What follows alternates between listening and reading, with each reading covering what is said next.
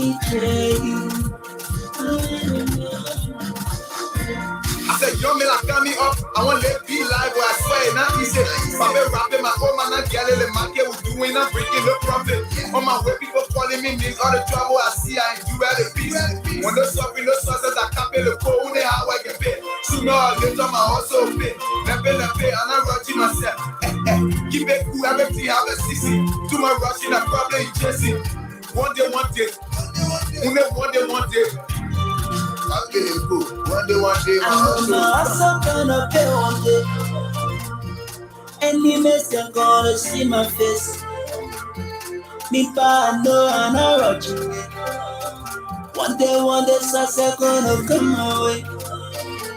I know my hustle gonna pay one day. Any mess they're gonna see my face. Me pa no, I'm not rushing it. One day, success gonna come my way. Yeah. My mama was so angry. My papa was so angry. My friend was your money. Any mess that will come on and miss. So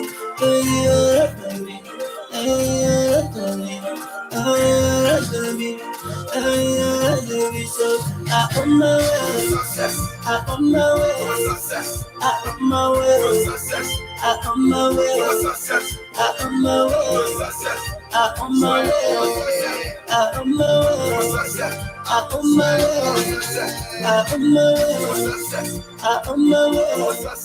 I on my way. I on my way. I on my way. I on my way. I on my way. I on my way. I on my way. I'm on my way to this person. I'm looking for money. Looking for money, oh. Looking for money. I want to make mama happy. Want to make papa happy. Want to make all my brothers and sisters to come around me. Yeah, capital go. Why you know you hustle? Why saying the go by the Genesis? Shall come to fire, shall come to power. I feel be working on Wednesday. In my love for the my, in my love for the my. All in the dark, all in the dark, all in the week, all in the week.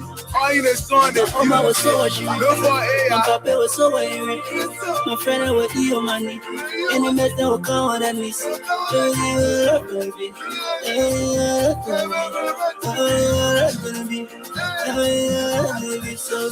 on my way. I on my way. I on my way. I on my way. I on my way. I on my way. I on my way. I on my way.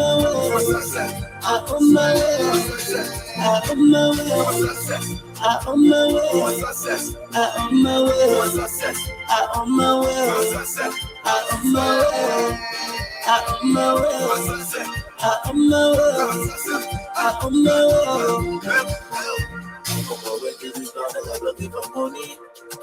Looking for money. Armando, you are a famous star now. So what you have to say?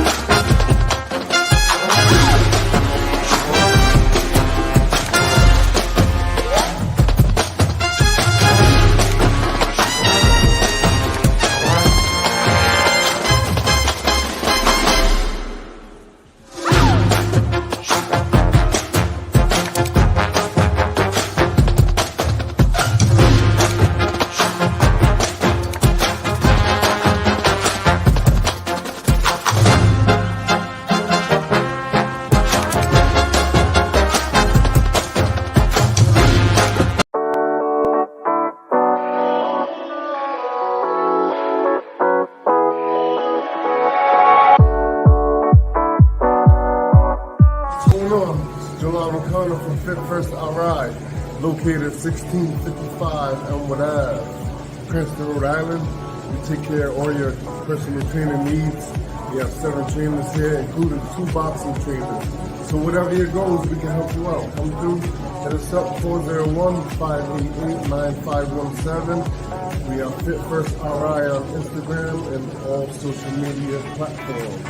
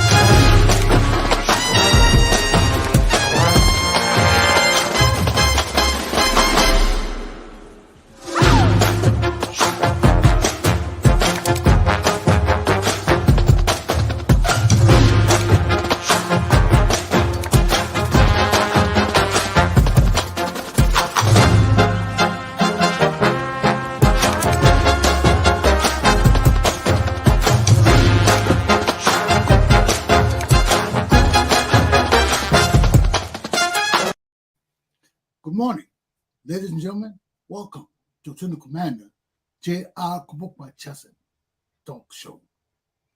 My topic for this morning was supposed to be two, but I just got a video in from my people on the Budaburam refugee camp. So that will be included in my show as well. So I have three topics for this morning. And before I tell you what my topics are, the temperature in Providence, Rhode Island currently is in the lower 60s and upper 50s.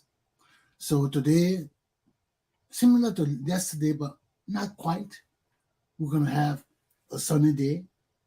We're going to be up in the 70s or upper 60s. The sun will be out. No rain. The pavement isn't wet this morning, so be careful as you drive anyway, wherever you have to go. Take heed and govern yourselves accordingly. So let's look at my topics for this morning. Rice shortage and scheming against the Liberian people. 2, George Weah's dilemma with the rice importers and the rice issue. So, and my third topic is the Budaburam refugee camps, Dr. Glenn S. Prescott Vocational Baking School. So, let me take a break and be back to continue with my topics for today.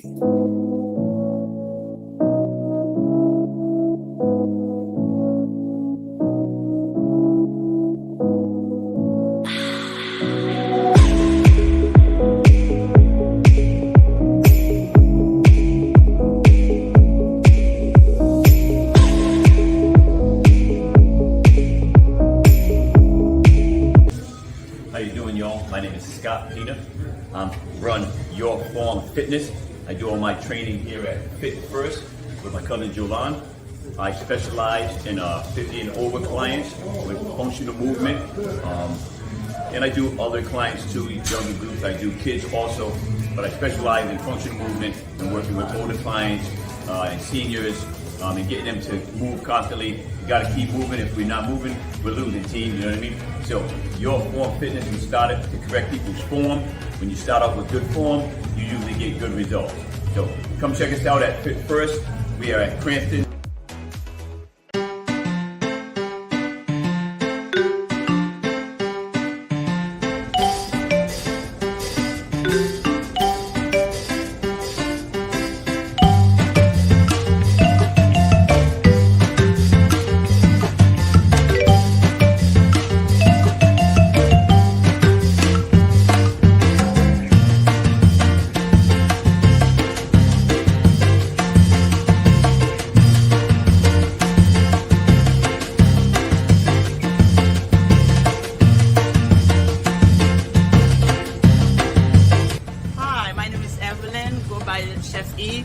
We are at Garden of Eve, Caribbean cuisine. So we have a beautiful outdoor that we have a selection of different type of food that you can enjoy. We have jerk chicken, jerk ribs, especially the weekend. We got some different specials gonna go on, and we are basic Haitian cooking, but also you can find a little bit of everything that we carry here. And we are at 405 Harris Avenue, Providence, Rhode Island. Thank you, come on by and try us out.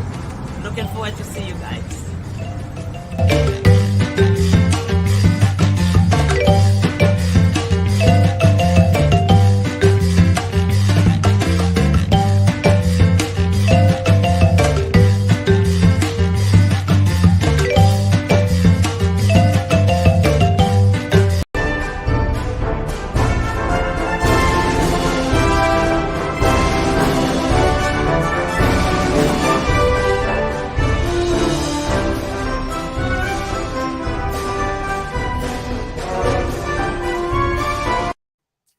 Good to be back. Well, let's talk about it. Rice shortage and scamming against the Liberian public. Now, we know that from time immemorial, we have had problems with our staple food and our accessibility to it, the public. our first major experience with the issue of rice, which is our staple food. What is meant by our staple food? Our staple food is a food that we eat and prefer as our major food stuff, a meal. We eat it every day. We can eat it any time of the day. Most Liberian people, if we don't eat rice, we don't feel full. You can eat everything else. They will ask you, you ate? No, I eat that. Well, I just gave you hamburger. I just gave you this. But I eat rice, Yeah, that's what it means. Staple food.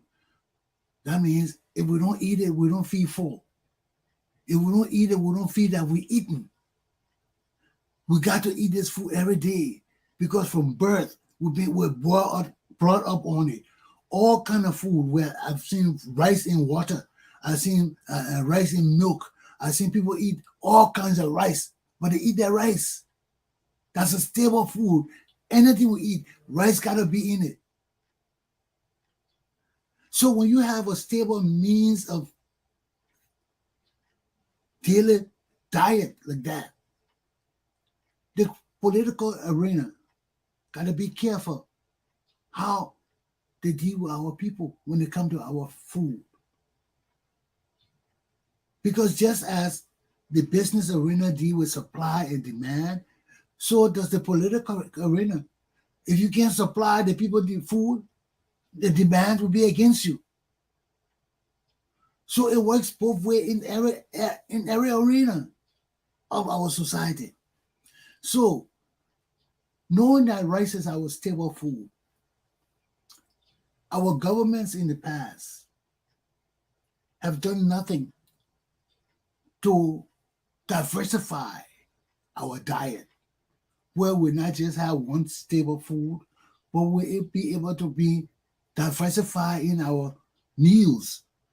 Maybe one day eat rice, the next day eat potato, the next day eat yam, the next day eat cassava, instead of eating everything and still going back to eating rice. We know how to feed ourselves so we'll be full, eating different kind of meals.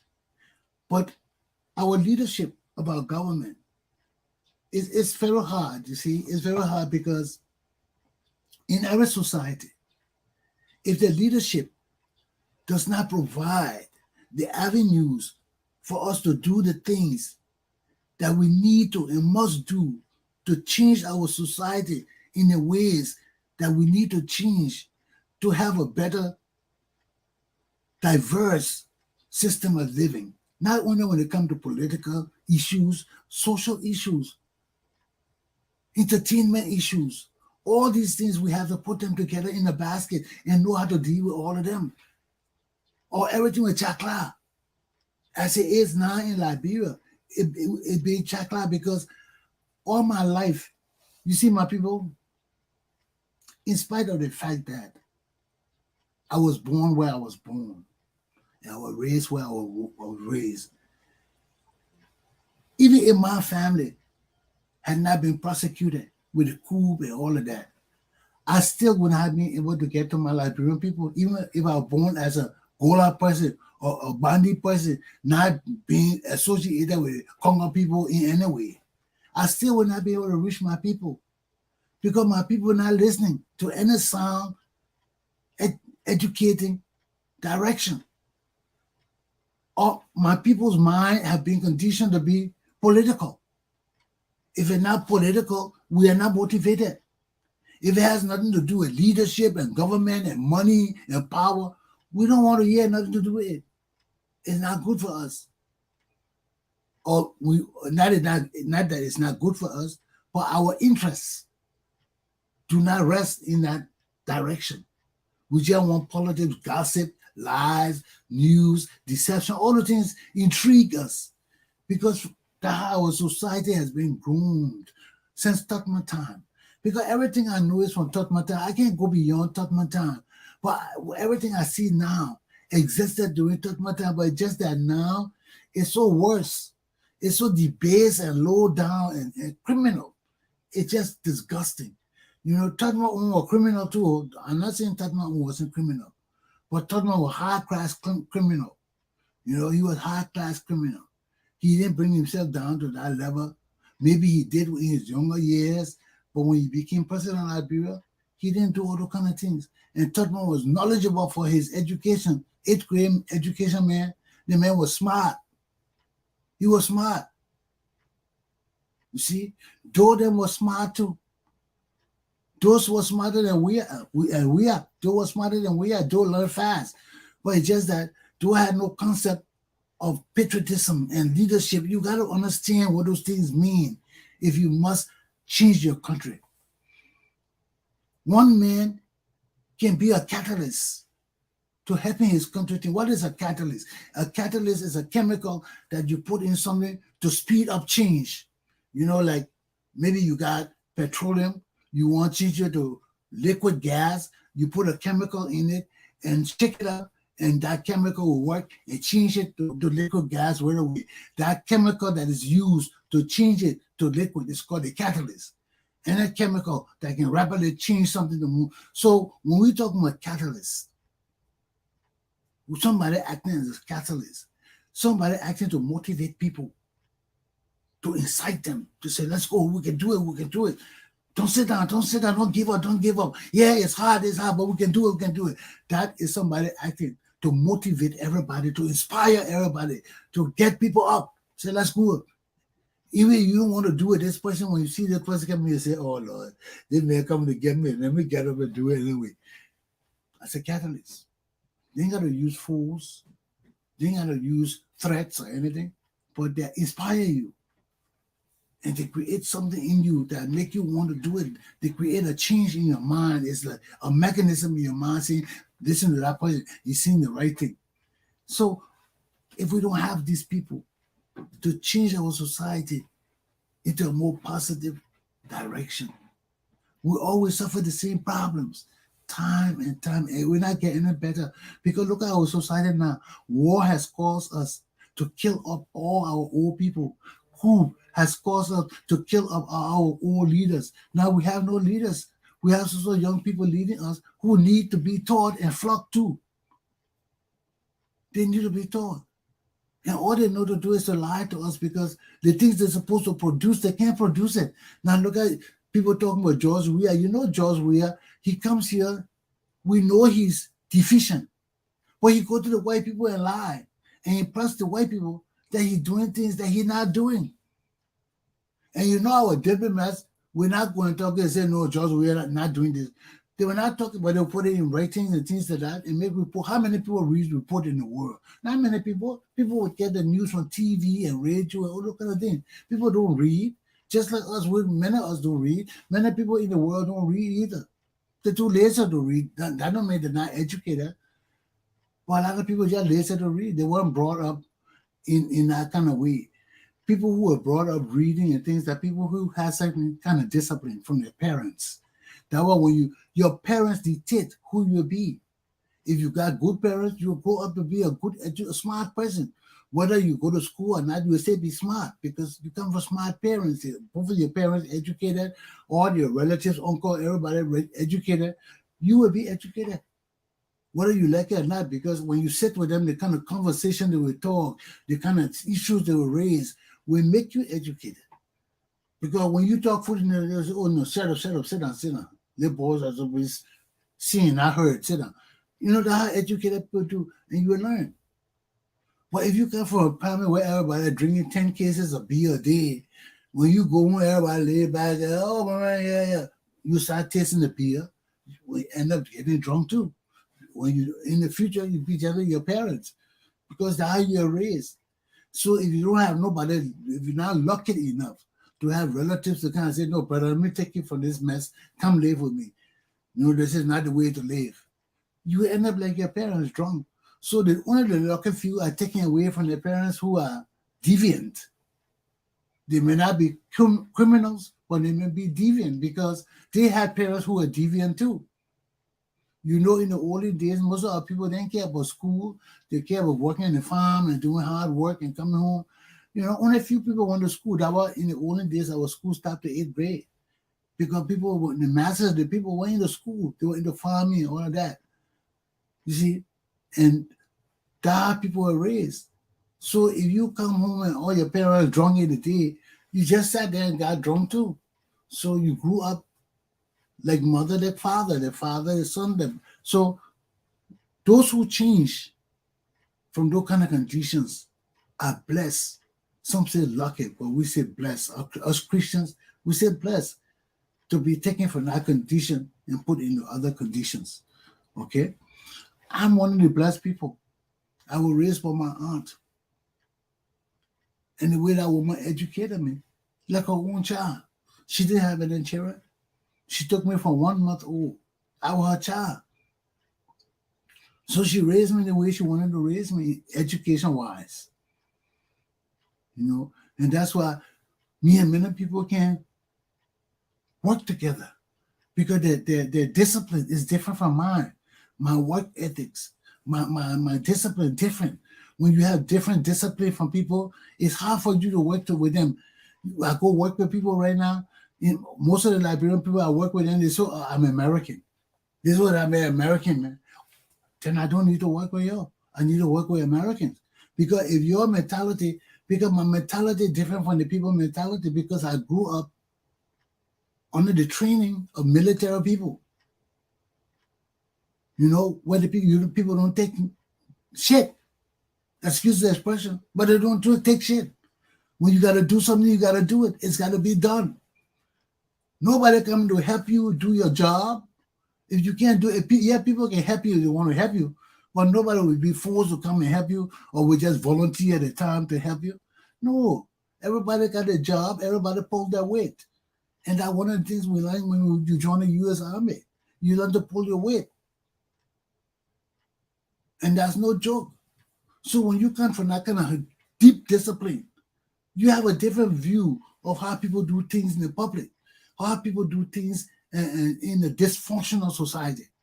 So when I come somewhere and see things mess up and people don't want to pay attention, why would I want to involve myself with those people? I know they're going to crash. Because people who don't follow laws, people who don't make plans, people who don't set precedents, all those things, you'll crash. You are bound to crash because you'll just be going on air. And when you hitch, you have nothing to lean on because you had no planning, you had no organization, you just jump on and did what you want to do and say, my mom died, my pa died, I will die too. And you go die. You die. Who will care? And that's what faces our country today. Now, regarding the reason we have shortages of rice in our country, the same stealing. Now the issue is, we don't know whether there's a syndicate in our country trying to get the importers of rice in our country to get them more money or to sign a contract with them to share the rice deal with them and the people refusing. Because if rice in the country, why would all the dealers come together and say, look, you got to raise the price of rice before we put rice out? Because if our government officials demanding money from these people before they let them operate, the people have every right to let their expenses on their businesses run to the public, raise the price of rice. And the government, that's my second topic, but when our government is corrupt and you squeeze in the people who come with their honest money to invest, first of all, you know, in our country, just for the people to start their business, they got to pay people, they got to bribe people, they got to do this to people. Every damn business in Liberia that started had to bribe people in Liberia to start their business. Because that's common practice. That common practice. When I listened to that video from what the boy named Prophet Key, I listened to that video of our, what his name, President Pro Temple of the Senate, or some man there, what his name, is that he's not a senator. He's one of these guys in the Senate or something. one of our government officials. I heard a tip yesterday. It made me so mad. I didn't want to talk about it yesterday, but this is the same reason why we have rice sausages. Because this government official, one of our legislators, I think he's something for the legislator or something. But the man got 78 girlfriends. And all his girlfriends, before they sleep with him, got to send him to a private clinic to be checked up to his friend, who he got to pay. And the girl said, however visit she went there, he gave her $700, $800, $3,000. Where all this money come from? That's why I want to know, well, these people ain't got that kind of money. So that all our government money, these people are spending on all these women, 78 girlfriends, sending them to check up. Then all of them having children, you taking the children and sending 3,000, 4,000. I mean, the amount of money that this girl was talking about. It wasn't 100,000. It wasn't 50,000. But when you give somebody 700 each visit, it's 800 each visit, it adds up. It adds up. Then she go into her child, you give her $3,000. Then you still sending her money. She didn't talk about the other money, but she told us he was still sending money. How our economy will not be broken down? How these people will not be squeezing the people for rights and different things? When you got all these women, these people are living like they're native people. They got living in their own private villages with all their wives around them, taking our money and giving the no, man, it's not right. It's not right. That's one of the reasons why there's an apparent shortage in our country, because they're scared to raise the price of rice. But then they're squeezing the people for money. And when you squeeze businesses for money, they got to get the money back from the public, because that's business practice. All the charges they charge the people to start their businesses, they add all of it on the prices of things in the store so they get their money back. That's business practice. That's normal business practice. All these countries coming to our country, they got something what you call slush funds. That's an economic term. Slush funds. That to pay people, to bribe people, to have functions, have party, give away food, all the kind of things. The people plan for it when they come to Africa, because they know we are a corrupt entity. The whole Africa corrupt. So when they come in, they put it in their budget. Slush fund. It's just that slush fund differs because they're dealing with big country in Africa, Nigeria. You got to bribe those Nigerian more than in Liberia, where we got the chicken farmers and the slum crooks. You got to pay that, because you ain't going to pay no slum crook big money to do some job for you when he doesn't even know about the money, how to use money. Look at what they're using the money on. They can never keep the money. That's why they got to continue stealing, because if you got 8 girlfriends, and you telling each one of them where you meet them, how you set them up, all of them got private houses that you buy, you paying their rent.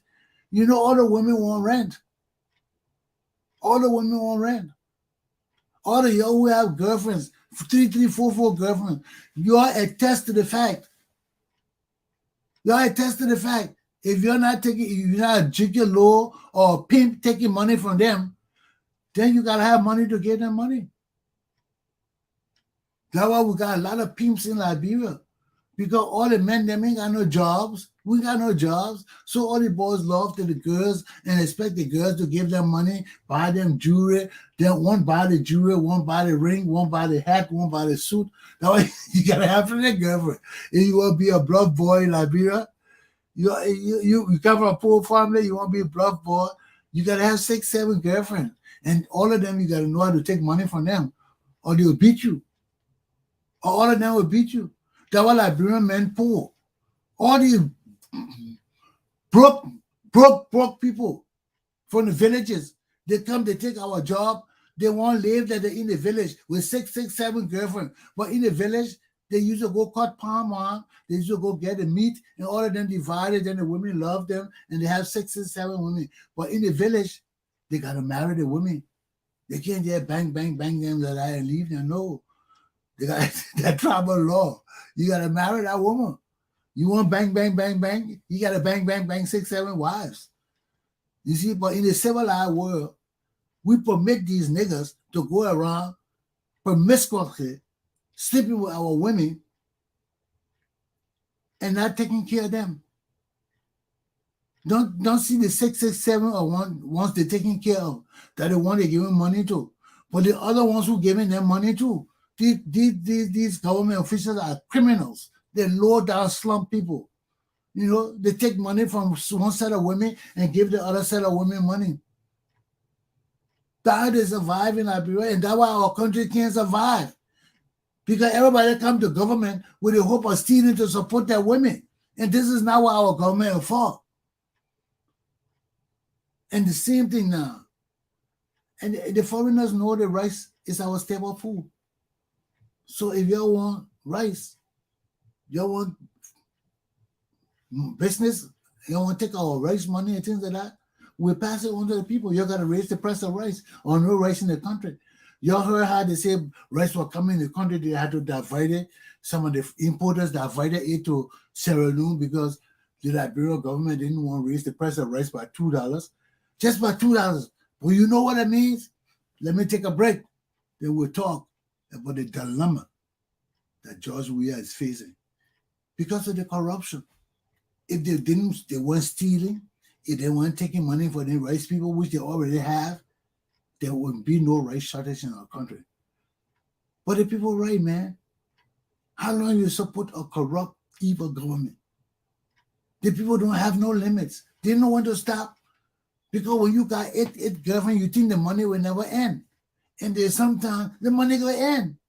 Because people can't support your corrupt and evil practice. Let me take a break and we'll come back and talk about these evil, evil, evil men.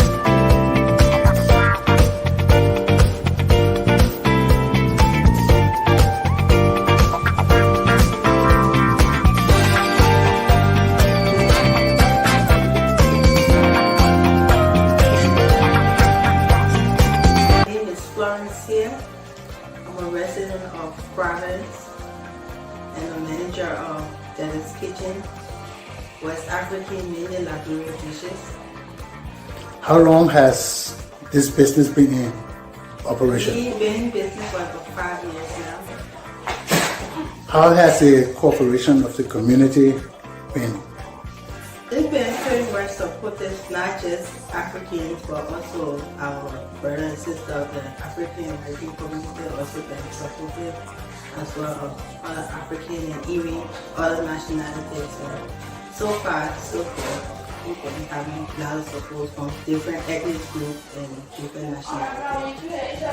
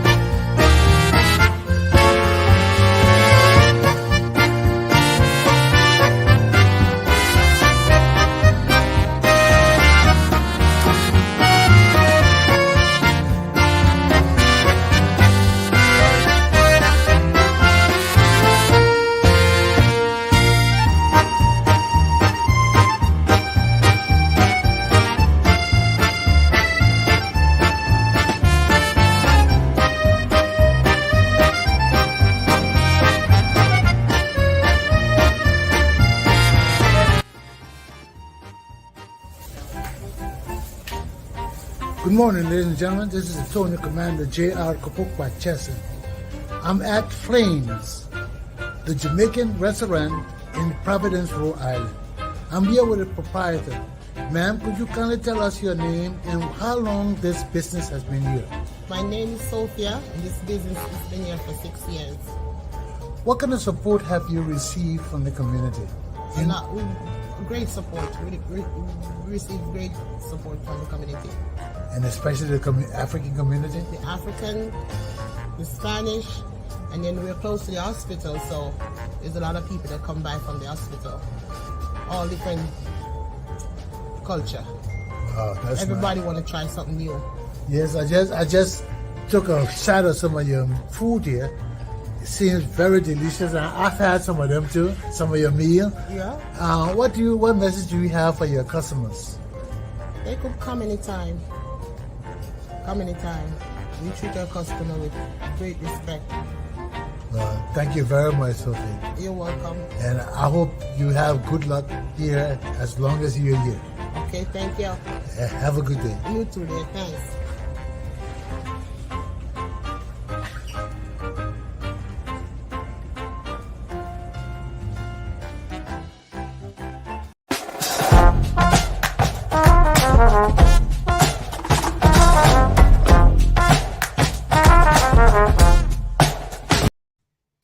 Well, it's good to be back. Let's look at George Weah's dilemma with the rice importers and the rice issue. You know, as I was saying earlier, but I stopped myself, these people take our people for granted, especially when it comes to our staple food. In 1979, when that happened, top of them were playing with the price of rice. We're growing rice. These people had good intentions. They wanted to use our local farmers to grow more rice so that he could divert us from using Pusawa rice to using country rice. But there was a problem with the country rice. They couldn't clean the country rice enough for us to eat the rice. You know, every time you grow the rice, when they pick the rice and all those kind of things, they pick the dirt and all those kind of things, sometimes the machine, whatever they use to cut the rice, sometimes they pick up dirt and all rocks and all that. So when they peel the hull, take the rice from the hull, you got all this dirt with the rice too. So in the country, the women go and fan the rice. If you all know, all your people who were born in America, you don't know what fanning the rice means. You put the rice in the fanner, and you go out there and fan the rice. And as you fan it, the heavy rice will come closer to you, and the dirt and all the light things that are not actually rice will sift up to the front of the fan. So as you fan, when you see the rocks, you just take it with your hands and throw it, or you just fan it on the ground. So that what they call fanning the rice. So you see all these women will line up and they'll be fanning the rice with fanner. And like that, for the subsistence farming, people who just farm in their houses for their own family. When you see people in the house, all around the house, they got their potato greens and their collard greens, they call that subsistence farming. You farming not for mass production, but just for your family. So people who do subsistence farming can fan the rice. They can much better eat country rice than that. They can fan it. But for people who are not able to fan the rice, the civilized people living in the city, going to school and work and that kind of thing, they don't have time to fan the rice and take that extra time to make sure that the country rice is clean. You end up eating all kinds of things in rice, breaking your teeth, chewing rock, chewing sand. So it wasn't conducive for people to eat during certain time. So that what top of them were trying to do, bring the machineries and all these things and encourage the farmer to grow more so they can have these things to clean the rice and make it more feasible for eating and buying by the public instead of people growing it in their homes and around their farm, around their area. So this is what Toba was doing. And that was formed the Farmers Corporation. So all the farmers would come together and put their money and their goods and everything together. So when they grow it, instead of one man taking care of a massive farm by himself and his children, which is the traditional way, you have all these farmers working together. On one day they go do one farm, clear one farm. The next day they go clear the next man's farm. So that's how they're doing, cooperating with each other. So all of them could have mass production, and they would turn it into the government. Then the government will buy all those things from them in bulk and sell it overseas. So that was the whole idea of this rice industry by Toba. But there were many faults with it, man. This ain't corruption here. Toba was winning all the rice competition. That turned people off. Because you're the president. You got access to all the farmers, to all the means of production, everything. Then you alone winning all the competition. And the prize was big money. And Toba was getting all the money instead of taking himself out of the competition. So the poor farmers who get that kind of money and enable them to grow their businesses in the farm, Toba was there winning all the things. That pissed people off too. Because the government running a program, the president can't participate in it. That's corruption. So there he was winning all the money. Then you had the other corruption going on with trying to raise the price of rice, the same thing they were doing here. So what did they? They want to raise the price of the Pusawa rice. And the people had not gotten conducive enough to using the country rice.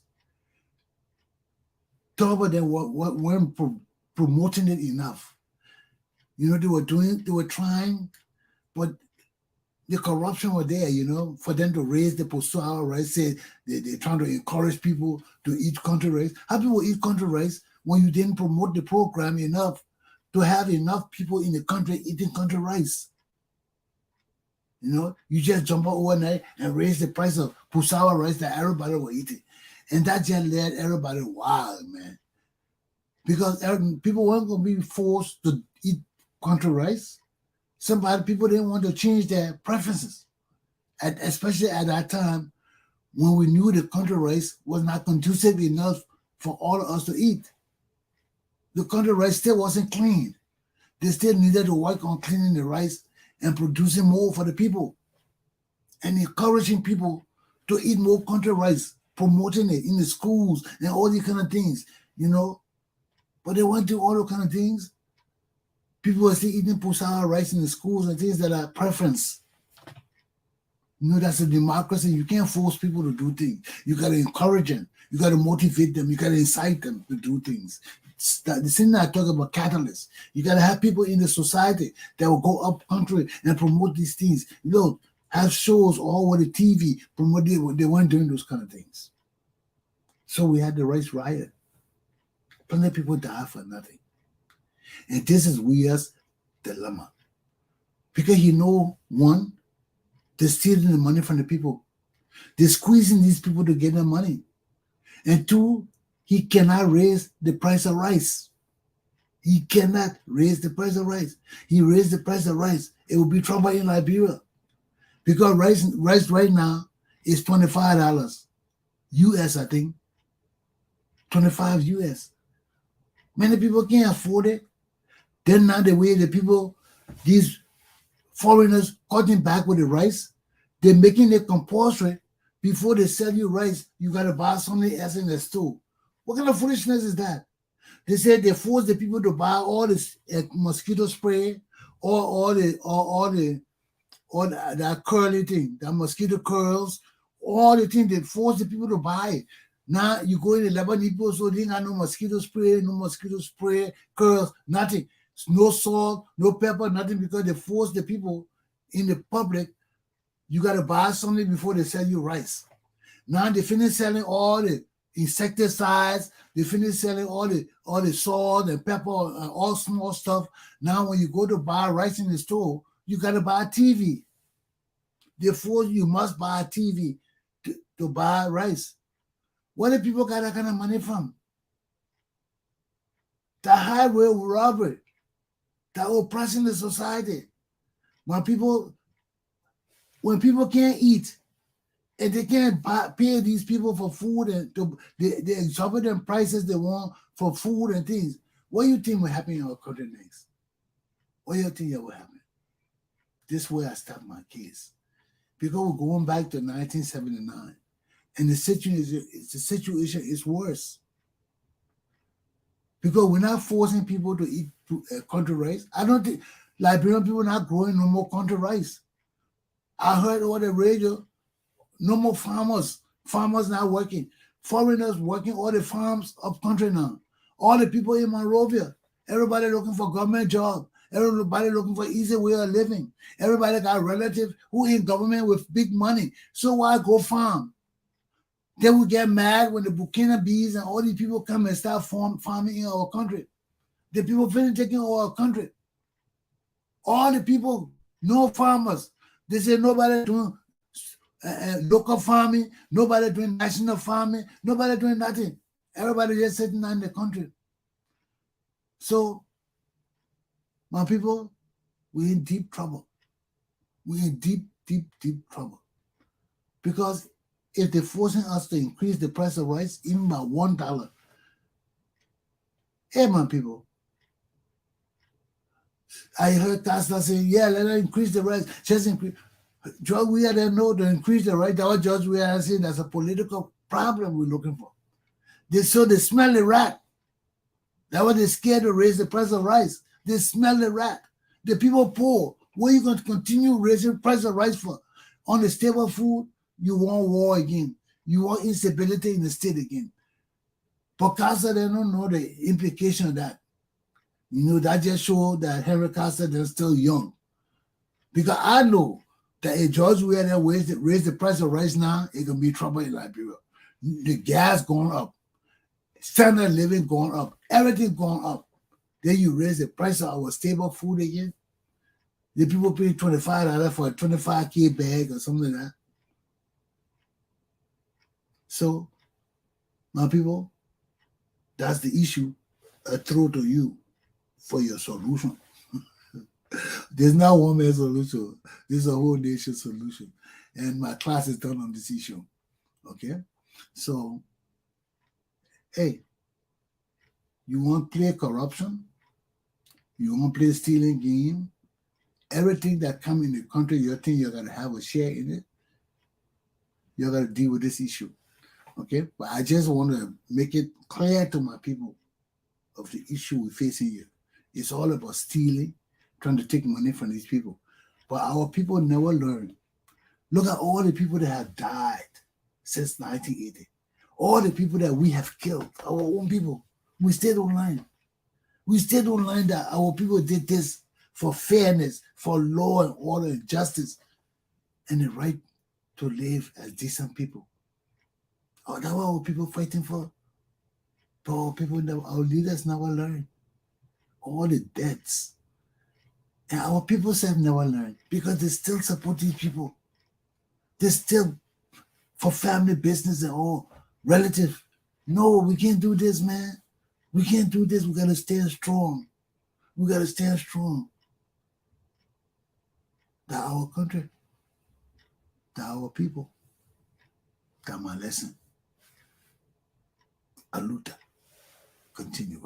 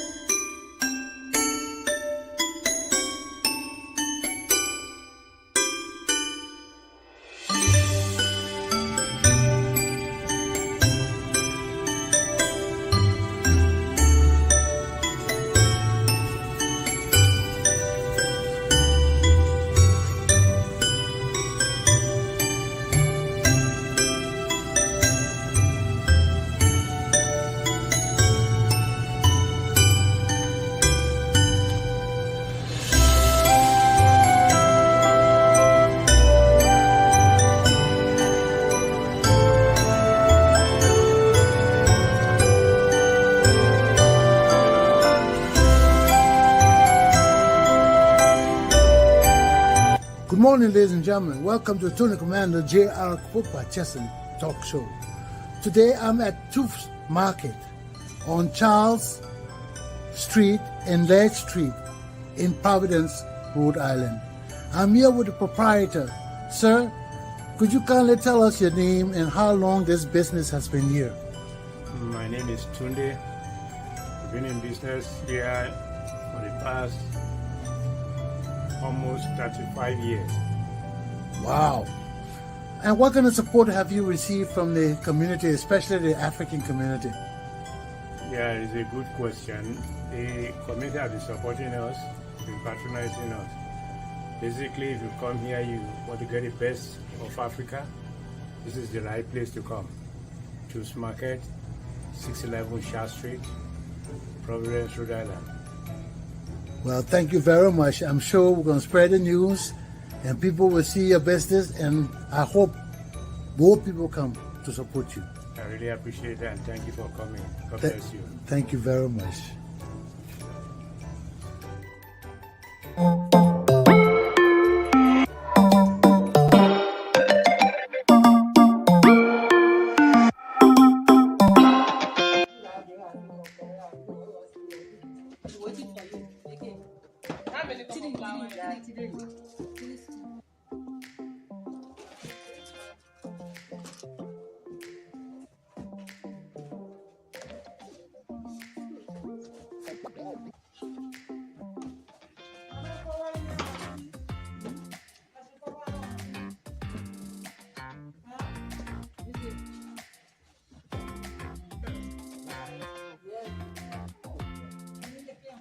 You work this side.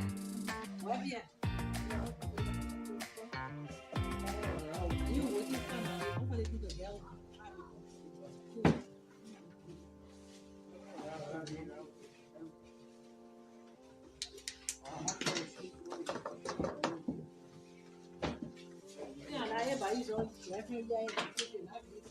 Yeah.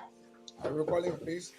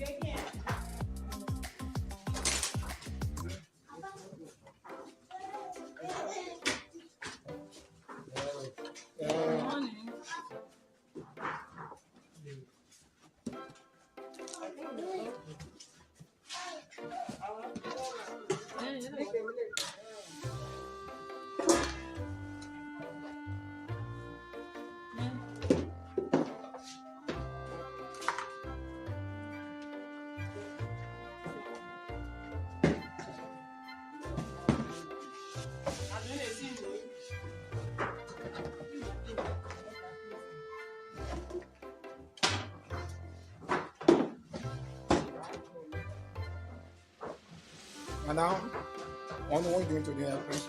Chelsea, we are doing Chelsea bone. And you have explained it for want to know what is Chelsea bone. What? You are sure to all want to know it. Yeah. And explain to all what you know what Chelsea bone. Yeah, Chelsea bone is a dinner bread. Okay. They eat it for dinner. Okay. All right. Then more last on the morning session first on, right? I seem there, right? Yes. Okay. All right. Thank you. Have a blessed day.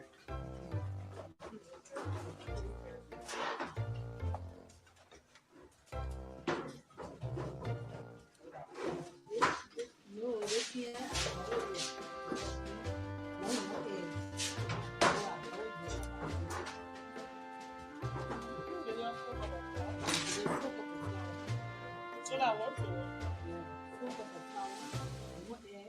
No,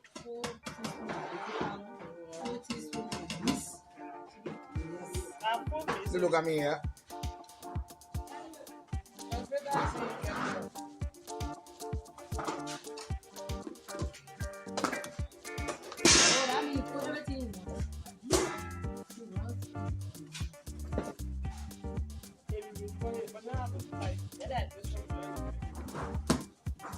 I want to see your face too.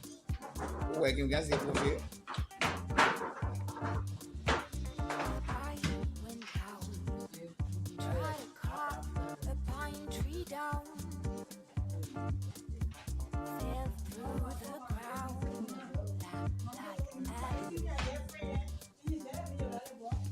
I can do that for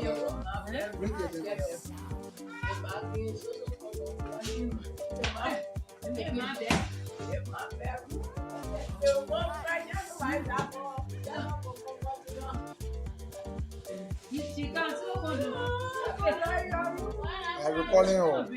I'm recalling.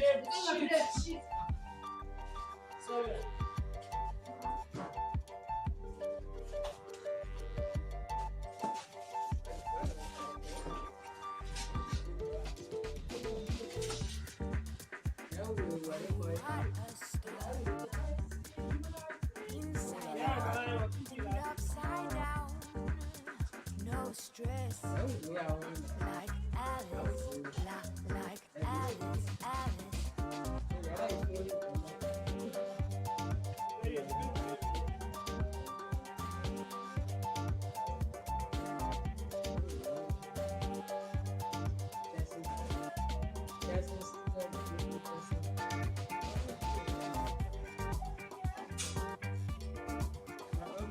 I do a razzle. I put the last one.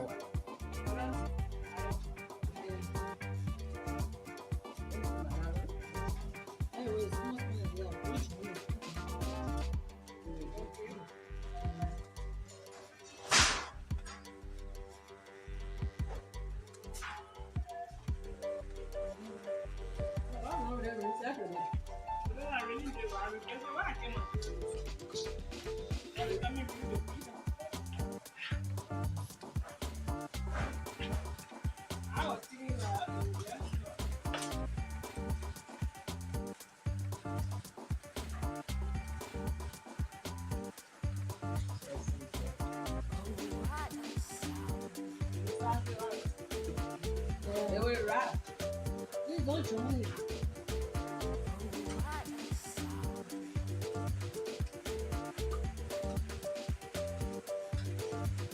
About the hole.